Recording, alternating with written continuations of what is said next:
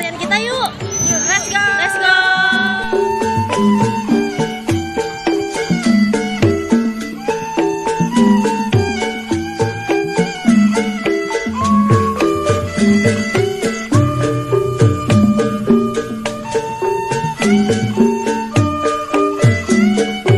Sekarang kita ada di Museum Wayang. Ikutin kesaran kita yuk di sini. Bangunan Museum Wayang dulunya merupakan sebuah gereja tua yang didirikan oleh Voce pada tahun 1640 dengan nama Die Hollandse-Kerk. Kemudian gedung tersebut berfungsi sebagai tempat peribadatan penduduk sipil dan tentara Belanda yang tinggal di Batavia, Jakarta sampai tahun 1732. Pada tahun 1733, gereja tersebut berubah nama menjadi The New Hollandse Kerk yang berdiri pada tahun 1808. Kemudian bangunan tersebut hancur akibat gempa bumi. Setelah dibedah, bangunan itu diserahkan kepada Stichting Oud-Batavia untuk dijadikan museum yang diberi nama The Oud-Bataviasche Museum atau Museum Batavia Lama.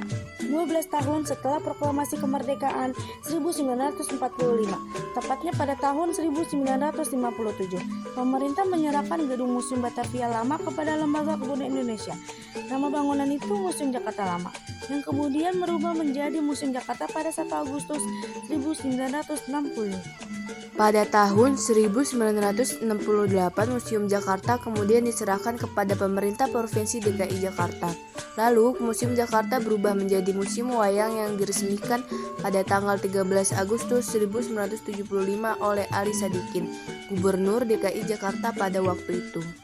Perlu kita ketahui bahwa Museum Wayang menampilkan berbagai koleksi yang menarik seperti wayang kulit, wayang golek, wayang beber, wayang kelitik, wayang revolusi, wayang suket atau wayang mainan, lukisan, topeng, boneka, patung kayu, dan gamelan.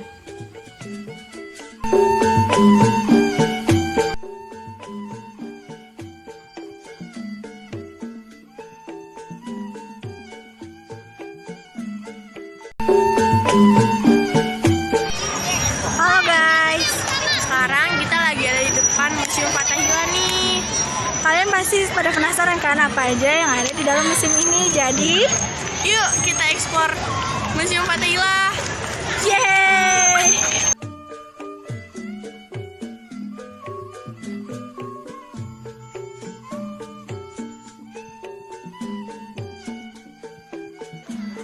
Pada 1620 didirikan pertama kali sebuah balai kota di Batavia di tepi timur Kali Besar. Bangunan ini bertahan selama 6 tahun sebelum akhirnya dibongkar demi melawan serangan dari pasukan Sultan Agung pada tahun 1626.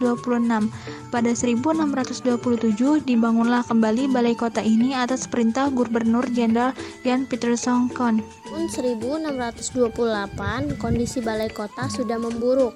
Akibat ketidakseimbangan tanah di Batavia serta beratnya bangunan membuat gedung ini perlahan-lahan turun di permukaan tanah. Akhirnya, diputuskan pada 1797 atas perintah Gubernur Jenderal Johan van Horn, gedung ini dibongkar dan dibangun ulang.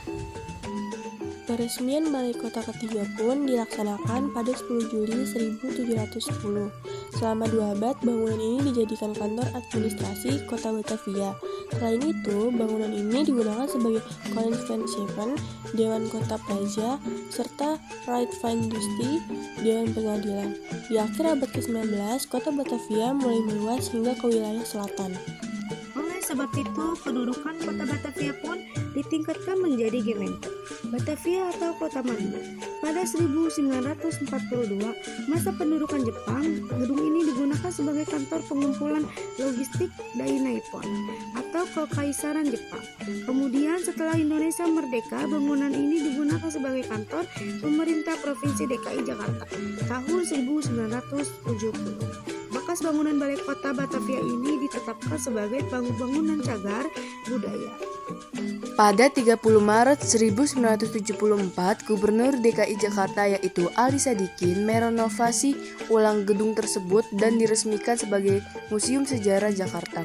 Di dalam Museum Sejarah Jakarta dapat ditemui objek-objek seperti perjalanan sejarah Jakarta, replika peninggalan masa Tarumanega dan Pajajaran.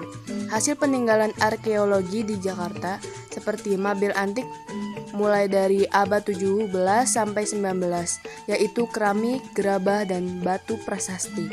Objek-objek ini dibagi menjadi beberapa ruang, seperti ruang prasejarah Jakarta, ruang Tarumanegara, ruang Jayakarta, ruang Fathahillah, ruang Sultan Agung, dan ruang Batavia.